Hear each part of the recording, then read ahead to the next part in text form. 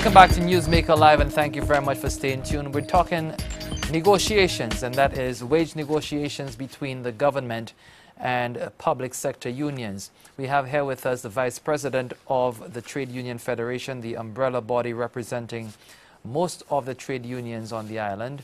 His name is Cyprian Montrop, and we have been discussing the TUF's position regarding the wage negotiations. Now, before we went to break, I brought up that issue of wage restraint or retrenchment, and this is something that has been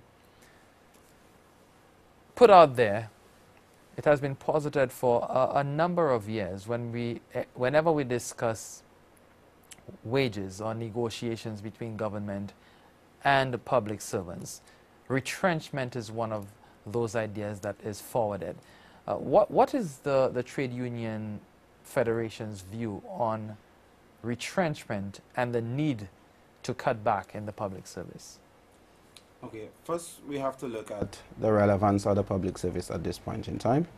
And second, we have to look at how individuals enter the public service and at what pace they enter the public service.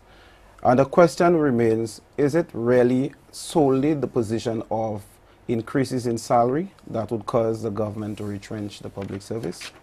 Or is it the number of persons being brought into the public service at varying levels? We would have to sit around and discuss those issues while we're discussing the whole concept of retrenchment. Because it does appear that most persons may allude that retrenchment is only retrenchment basically is only attached to wage increases, but that is not entirely correct, because there are a number of factors that can cause the government to decide that they want to cut on the size of the public service. One, we know that if there is a serious economic situation that dampens the entire prospects of St. Lucia, government need to find constructive ways of doing things, and therefore it may mean that some persons may have to be dismissed. But then, like I said, it's a discussion that needs to be much broader than rather concentrated solely on wages. Because if the government decides that it's going to employ as many persons as possible at varying levels of the public service, that in itself has a strain on the public purse. More so if you're employing most persons at the top level. Because we can take one example. If we were to employ for 5 persons at grade 21 who earns at least, that's at grade 20 for argument's sake, or earning over $100,000 a year, those five would equate to $500,000 to the government of St. Lucia. But that is only for 5 persons. If we were to equate that to employing persons at grade 5, that may equate to over 200 persons.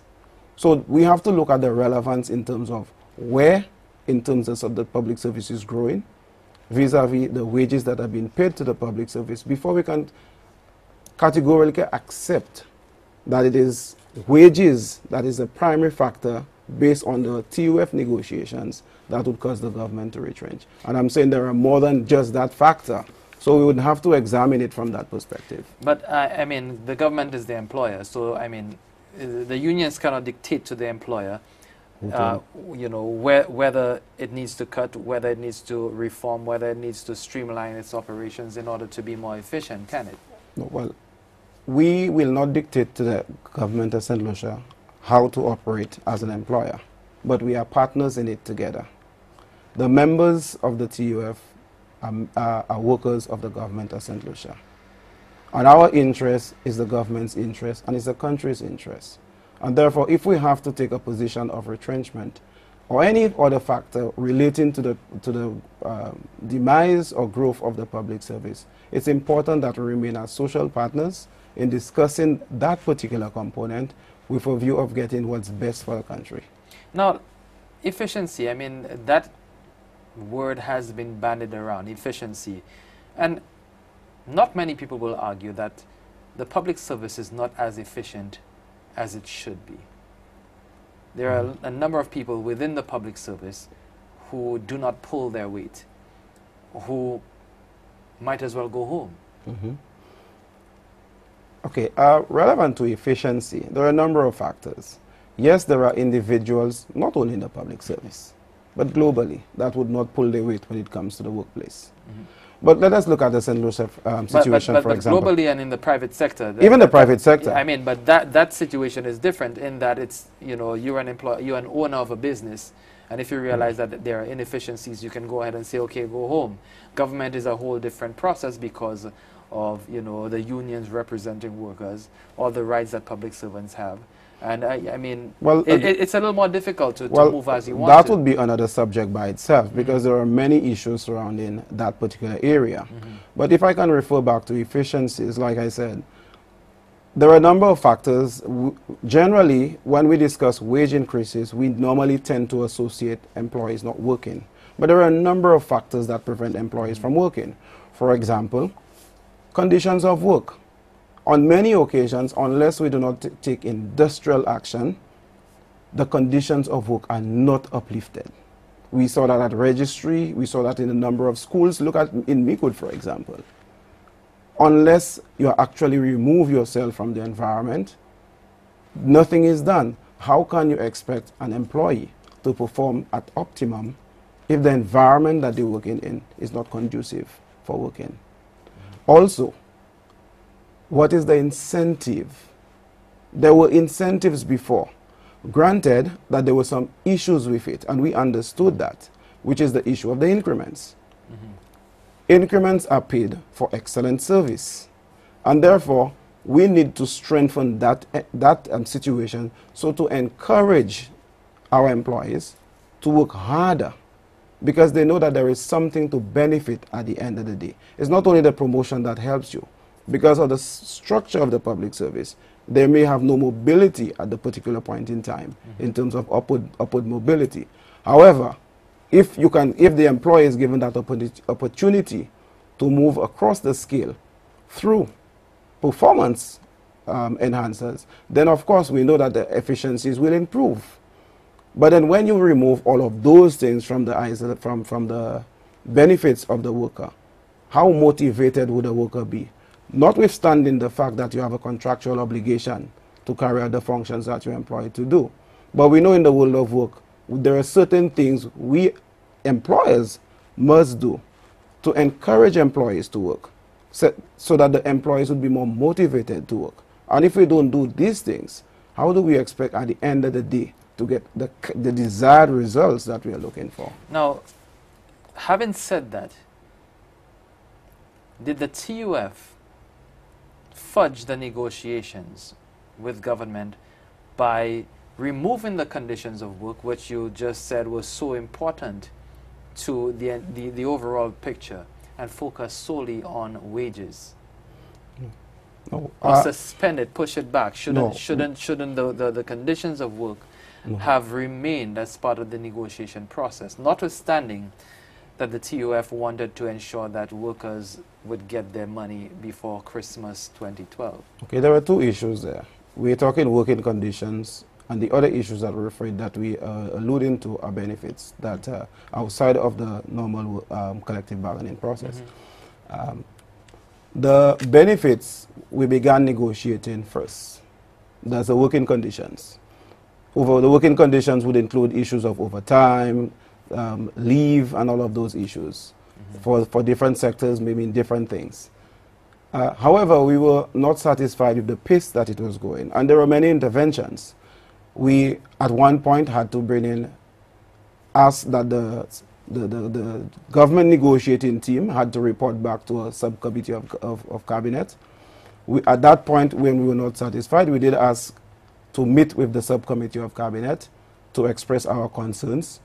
We were unable to do so, but however, we were able to speak to the chairman of the cabinet subcommittee, who is of course the Minister of the Public Service. He was not in a position to deal with what we were discussing, and therefore the matter was referred to the Prime Minister. We had a discourse with the Prime Minister, and we expressed concerns with regards to the manner in which the GNT was operating. And we felt at the pace that they were going, they would not complete negotiations before the triennium ended. And so a mechanism was arrived at in terms of moving forward. We left that meeting feeling satisfied that the process will continue in a manner that can cause comfort to both sides. However, the GNT, in its own way, and the government approach it differently than we agreed to. However, in what way?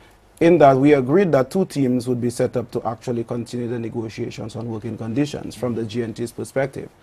However, I cannot tell you what they discussed thereafter, but when we met back with the GNT, the progress that we found, we were satisfied at the time with the progress that was being made with the working conditions. And so most of our public sector unions were able to negotiate as many of the working conditions as possible, with the exception of fire and correctional.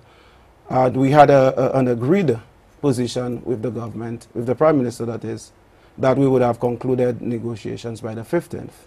And at that point in time, we recognized that the fire and the correctional had not completed most of the agreements, so we accepted that they continue to meet with the fire and correctional to bring them to some measure of comfort, and then we shall deal with the salaries. But then when we got to the salaries, this is where the whole issue of the compromises came in. Do we stick to our 16% or do we come down to the government's position at the time? And that is where we went into dialogue and discussed, okay, in the best interest of the country, in the best interest of moving forward, in the best interest of peace, let us consider moving to a very low position. But then, while we are accepting that sacrifice, we are saying that if those conditions are provided to public officers, over time, both the public officer and the state will benefit significantly. And what was instructive is that most of those conditions that we were requesting would not be implemented immediately. These are things that we can agree on, and then we put the mechanisms in place to work with. I can give you one example. For example, our traveling officers. If currently our traveling officers are below the grades 19, because grades 19 to 21 have the luxury of duty-free concessions, but those below do not.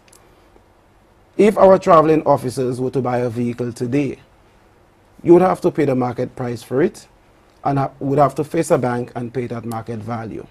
Now we can use one example. Let us hypothetically talk of a Suzuki Swift value that you normally would have had to pay to the bank, say approximately $1,300 monthly. If you were to give a given duty-free concession, and you were to pay that loan over the same period, say 5 years for argument's sake, your payments could be reduced to as much as $650 to $700, which leaves the public officer with a sum of about between $600 and $700, or in some instances $500, depending on which institution you go to. But it also leaves the state in a hole as far as revenue collection, yes, doesn't it? Yes, but if we were to do a quick analysis, for example, we were saying that if we were to look at the very same scenario that I was referring to, and if a vehicle was worth, say $11,409 US, the duty on that vehicle would be about $25,858.24. That's EC. That's EC dollars. The duty I'm referring to. That's about 10,000 US, almost 9,000 right. Something. So basically, the total revenue, we're saying that let us assume there are over 800 traveling officers. But let us hypothetically say if 800 of those traveling officers were to receive that duty concession, 800 were to pay that duty. 800 by that duty would be about $20 million. That is the revenue government would forego. But if the employee were to receive that duty concession, and that employee were to have a savings, as I indicated earlier, of say about $399 in terms of savings, what would be the impact of that to the overall over the 5-year period of that loan? Because the $20 million that we're referring to would be absorbed in the lifetime of that particular vehicle. Now I want to discuss this a little bit more, but we're due for a break, so we'll take a quick break on Newsmaker Live. When we come back, we'll continue with this analysis. We'll crunch some numbers and see, try to follow the argument of the TUF as far as providing duty-free concessions, a one-time duty-free concession for traveling officers. Stay with us. Newsmaker Live continues right after this.